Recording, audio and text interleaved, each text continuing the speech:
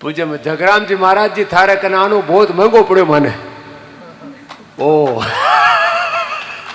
बहुत लंबा। हाँ, लेकिन महाराज जी रो यश प्रतिष्ठा हाँ बहुत ऊंची है। फिर ये हमारी पूज्या साध्वी प्रेमबाई शाह, ये बालिका, ये बेटी हमारे पास ही रही है। इसमें बहुत सरलता सहजता है और वहाँ जिनकी सन्निधि में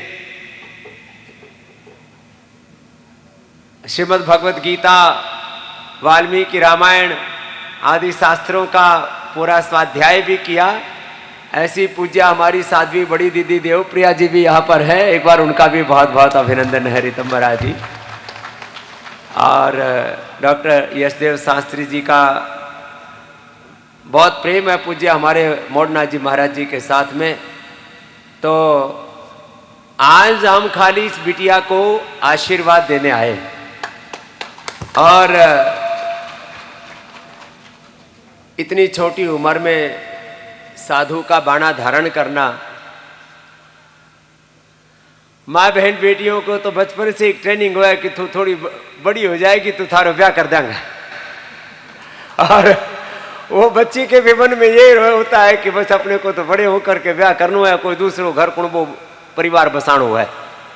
तो सारे संसार के आकर्षणों से, प्रलोभनों से, जग की मोह माया से मुंह मोड़ के और गुरु भगवान के चरणों में अपना जीवन लगाना, यही अपने आप में बहुत बड़ा तप है, बहुत बड़ा त्याग है। तो हमारी इस आयु की दृष्टि से, अभी आश्रम व्यवस्था की दृष्टि से बहुत छोटी उम्र है हमारी श्रद्धामयी बेटी प्रेमबाई शाह की, लेकिन इन्होंने जो तप किया है, जो त्याग किया और जो वैराग धारण किया है, उसके लिए इस बेटी का एक बार बहुत बहुत अभिनंदन है, बहुत बहुत आशीर्वाद है। और आप सब हमारी श्रद्धामयी माताएं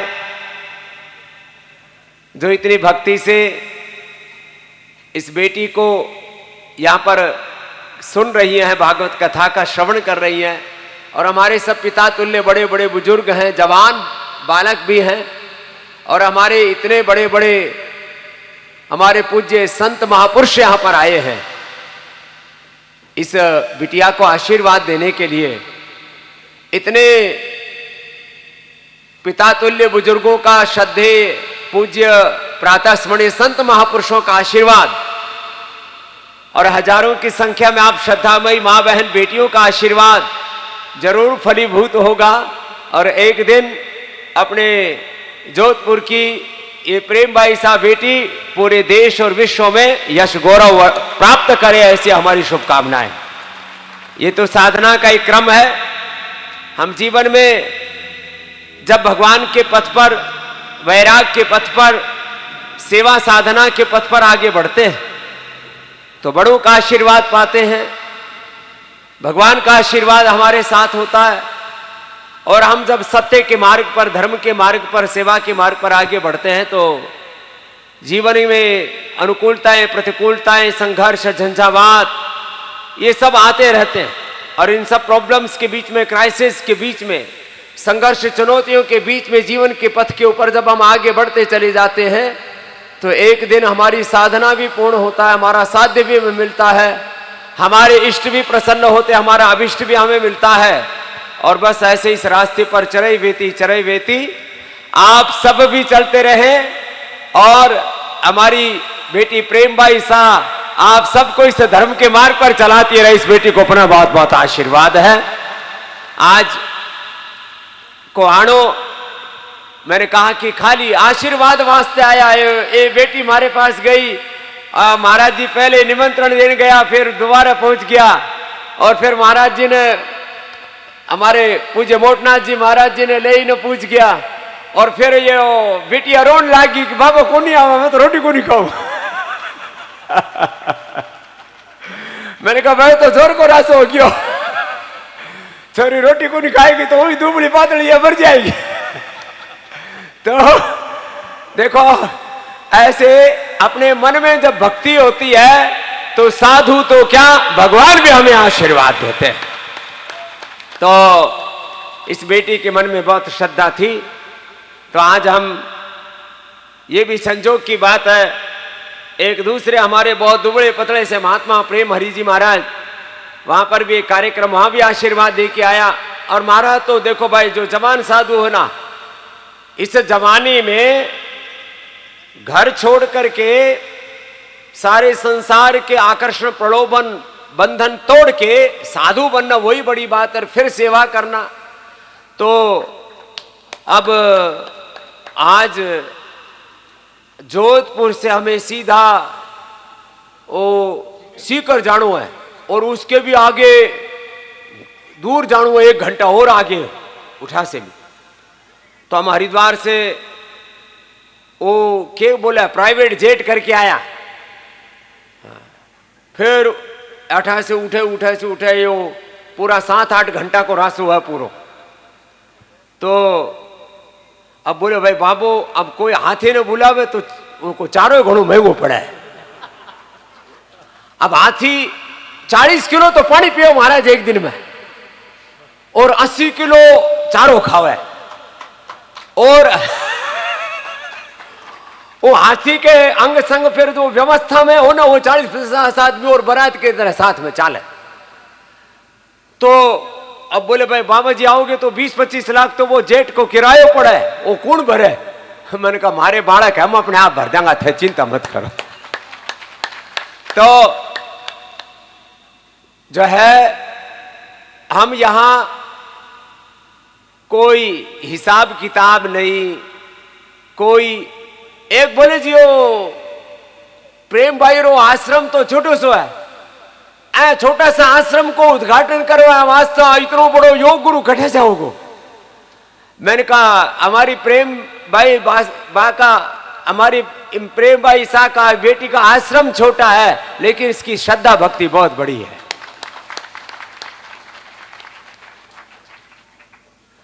हम कोई आश्रम कितना छोटा कितना बड़ा ये देख के नहीं आते, किसका महल कितना बड़ा वो भी देख के नहीं आते। हम ये संसार का आडंबर नहीं देखते।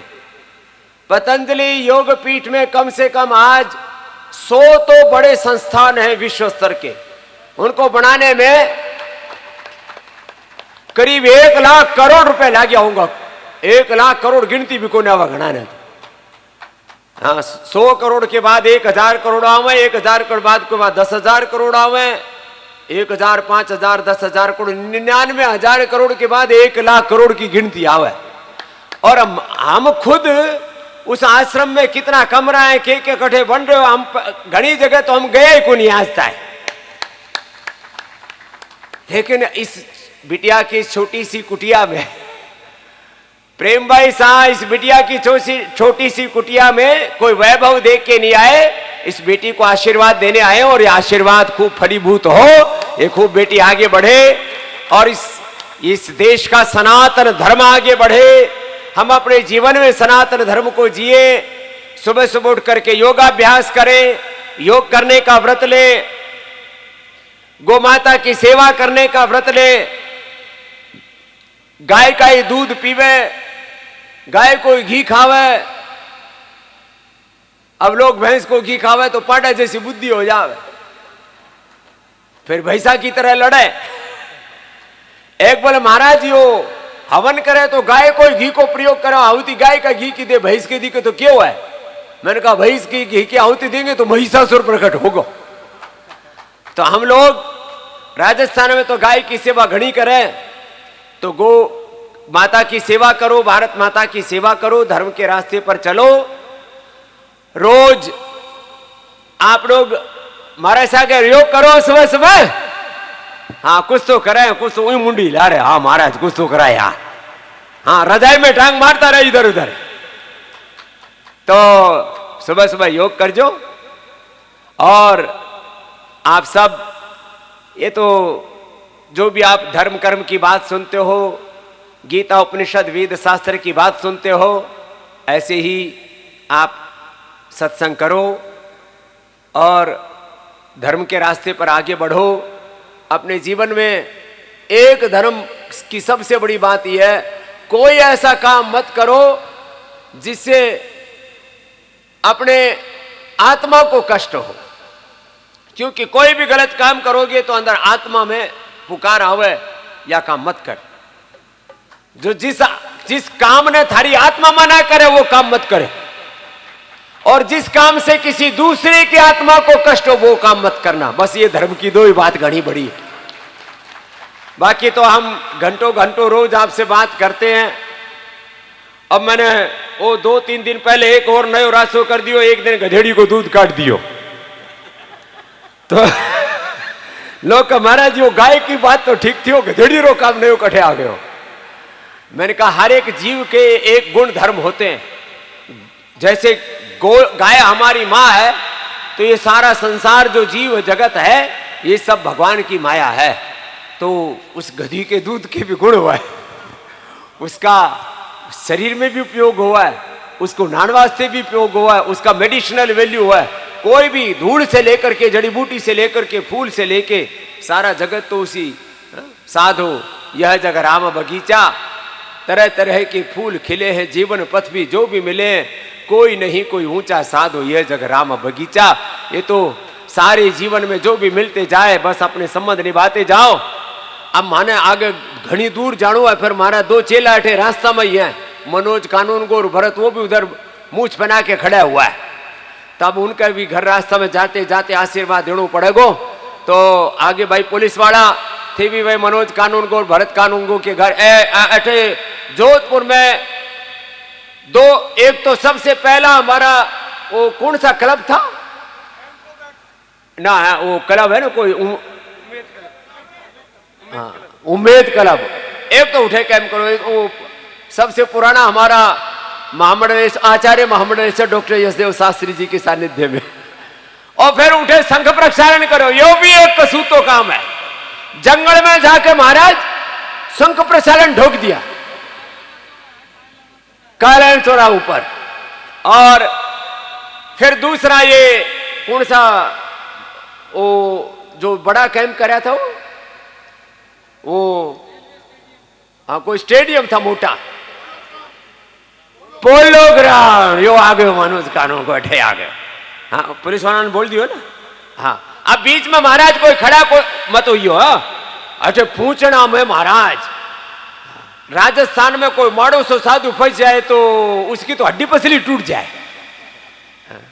तो अब खड़ा मत होइयो,